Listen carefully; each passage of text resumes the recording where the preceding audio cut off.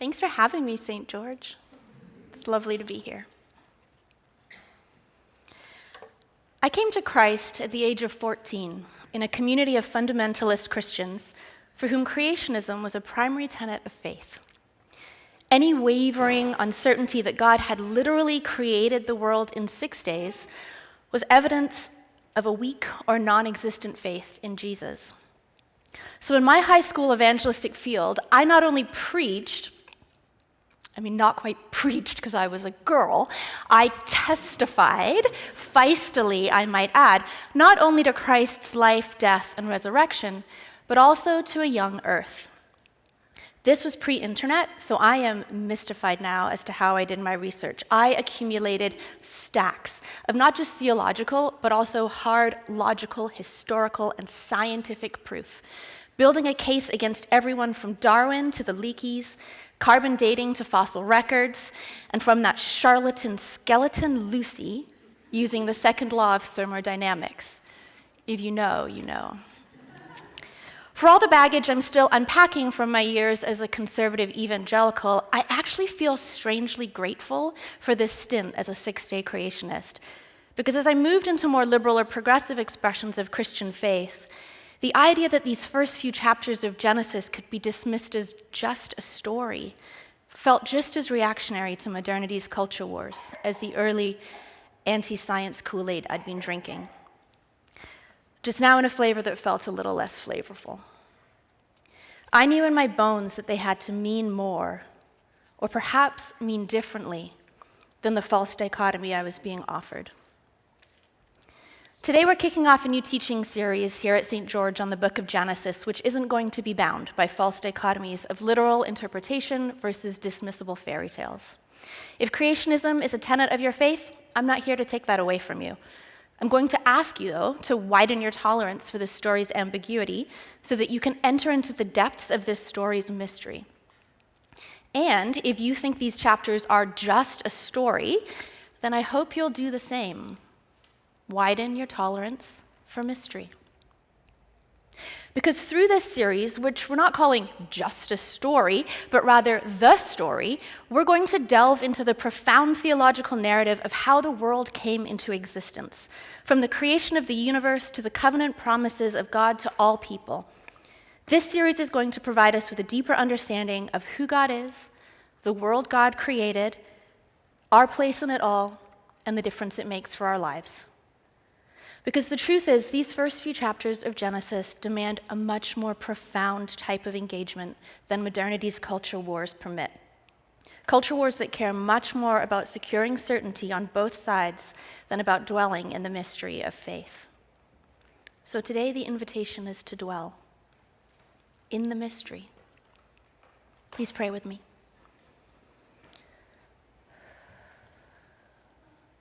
God, please take these words spoken and the words heard and draw them deep, deep down into your heart, so that in chasing them down, we might find ourselves in you. So let's go back to the beginning. And by that, I really do mean let's go back to the beginning, when in the beginning, God created the heavens and the earth. The when God created is probably not entirely accurate, because it's not clear that when could be then. Because in Genesis 1:1, God hasn't invented time yet, if yet is even a thing we can say of a time without time. Perhaps it's best to say that the scene is stark, even maybe just a little bit lonely. At least that's how the great African-American poet James Weldon Johnson interprets these first few verses in his famous poem, The Creation. And God stepped out onto space, Weldon writes, and he looked around and said, I'm lonely. I'll make me a world.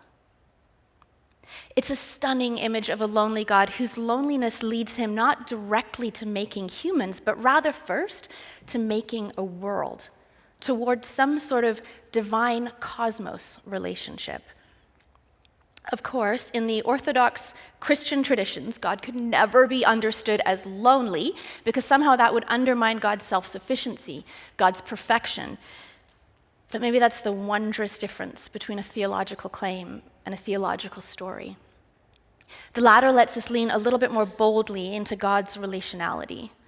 into precisely what makes God mystery. Unlike a theological claim, a theological story helps us picture how God might long for us as much as we long for God. Still, much as I love this image of God's loneliness being what sparks God's compulsion to create, as an introvert who craves the hush of solitude in this loud, loud world, I can also see God here breathing in a deep breath in this final moment of quiet calm before breathing out the breath of life. The earth was a formless void, and darkness covered the face of the deep, reads verse 2, while a wind from God swept over the face of the waters. Other translations have it that the Spirit of God was hovering over the waters. Either way, can't you just see it?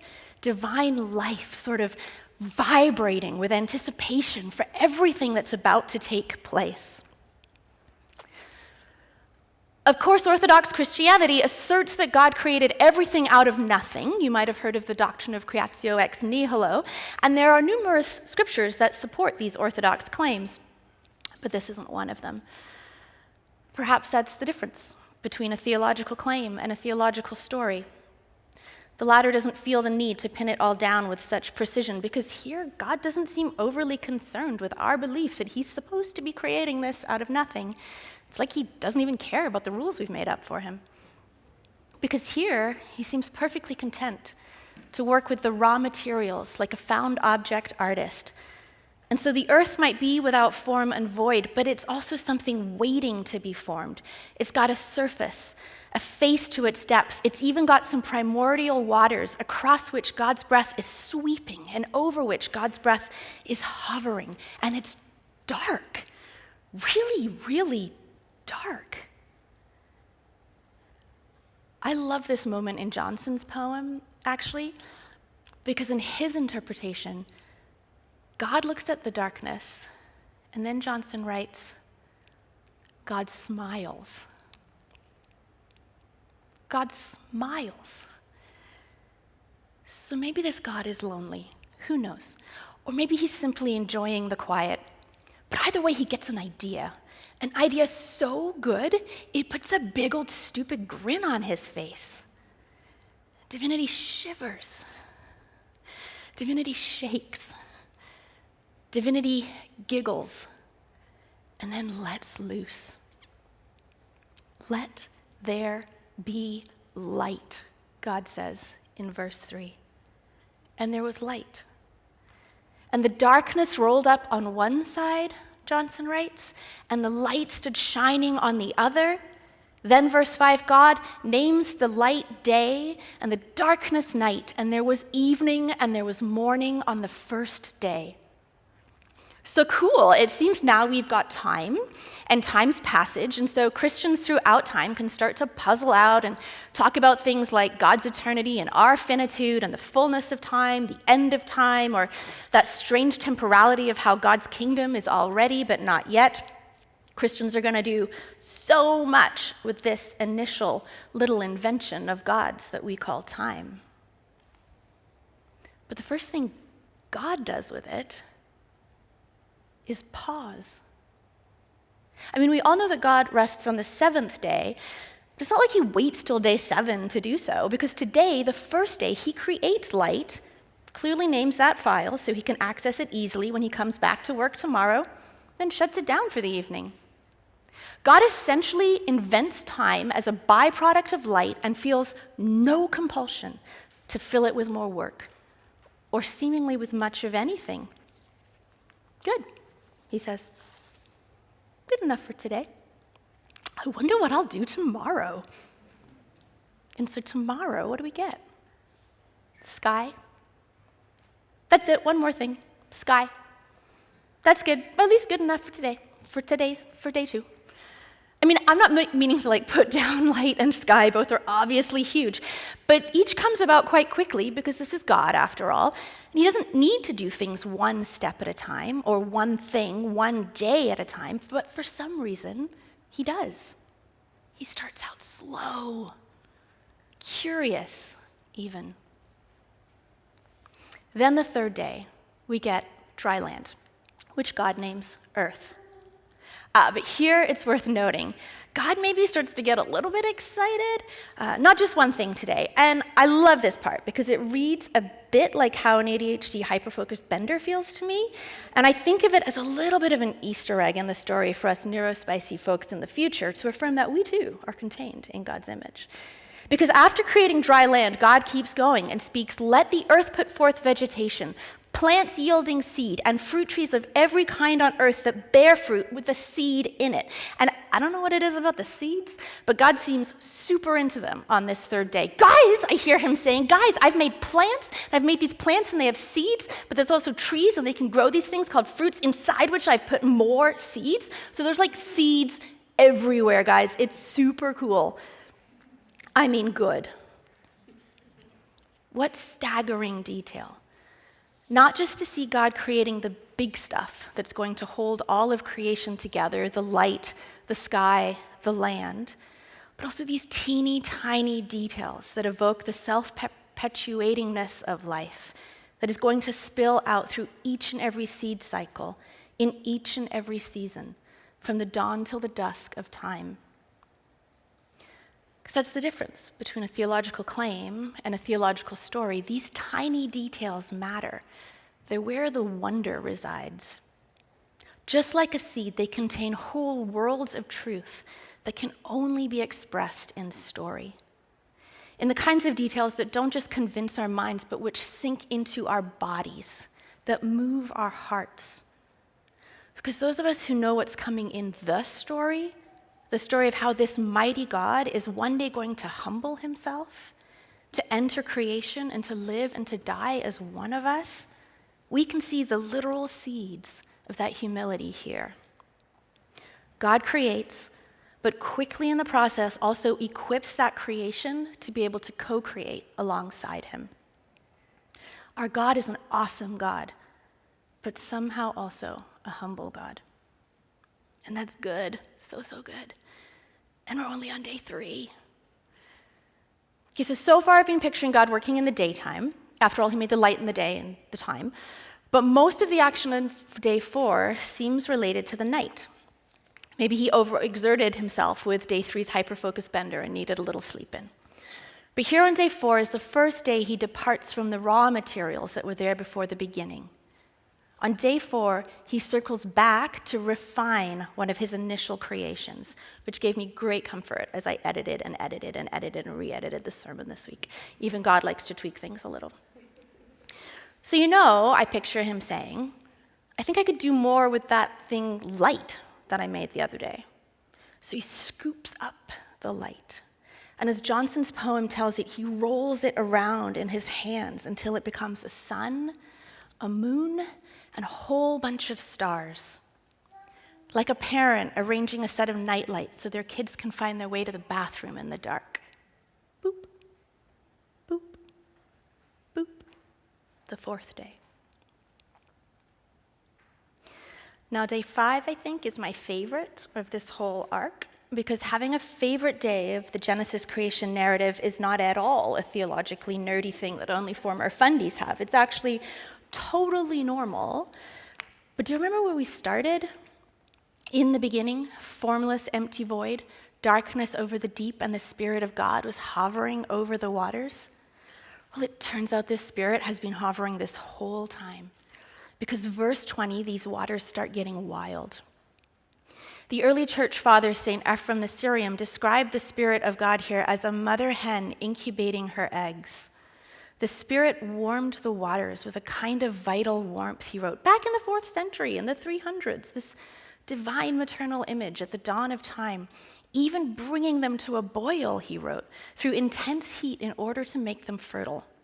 So there she's been, hovering, waiting, wondering, gestating these waters that contain the dark abyss of God's creativity, God's womb, that saw light break free from that darkness, no longer to be contained by it, that just felt their own rending apart to make room for the sky, and out of which the dry ground just erupted to emerge the land.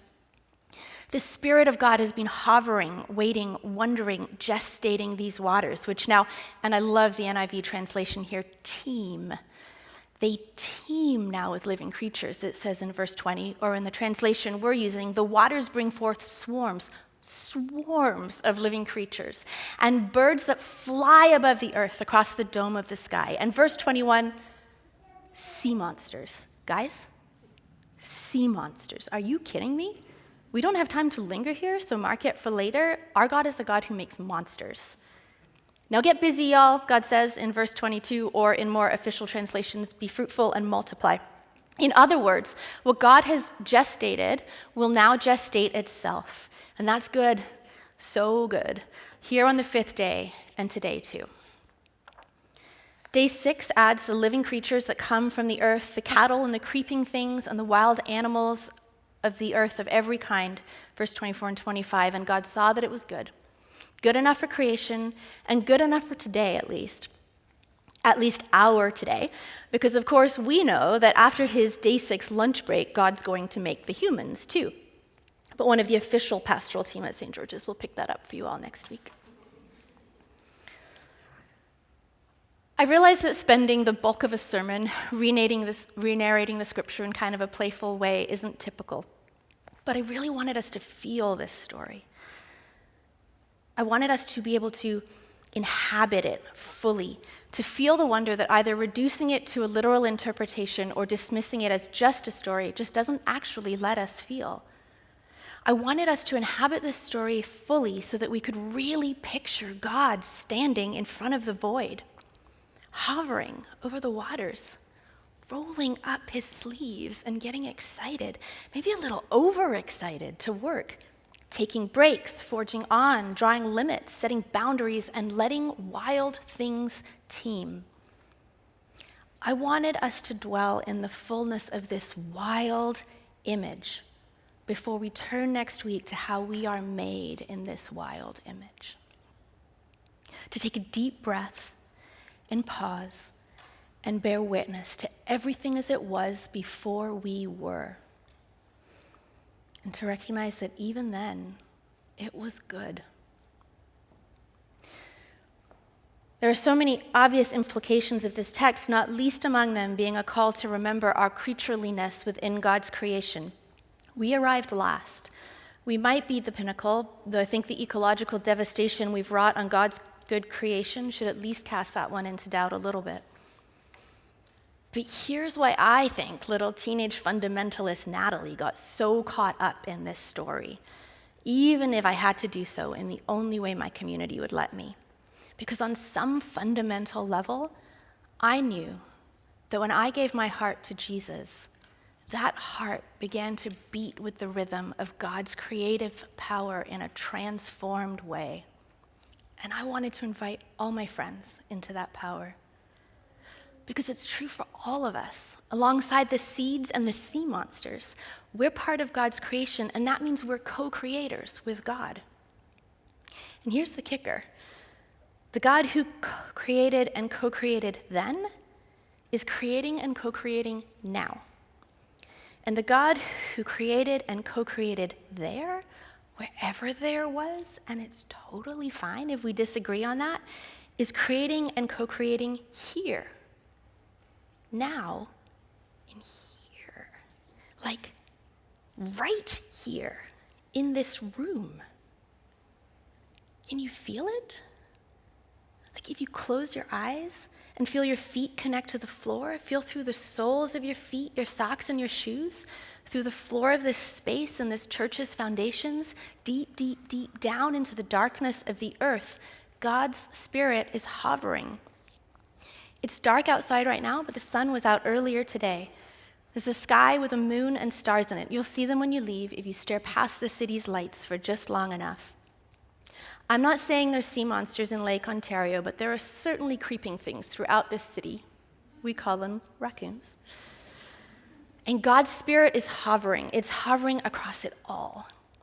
And it's hovering over us, over this building, over our community, gestating and trying to birth us into something new.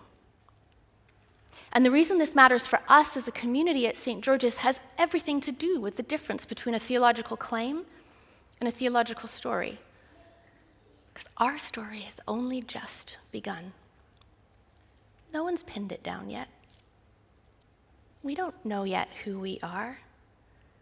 And thank God for that. The stuff I've seen in just the short few months we've been worshiping together in this room is full of the terror and the wonder of divine creativity.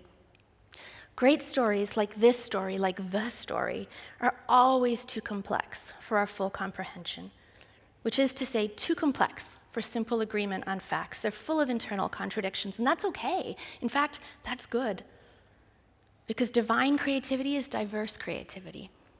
And a great story, like the story, unleashes God's creative power from places deeper, so much deeper than our understanding. Great stories like this story, and maybe, just maybe, like the story we've started writing here at St. George's, create an abode to dwell in mystery, where we can gaze with wonder on whatever wild thing God is going to do next, and, like the seeds and the sea monsters, join in. Thanks be to God. Amen.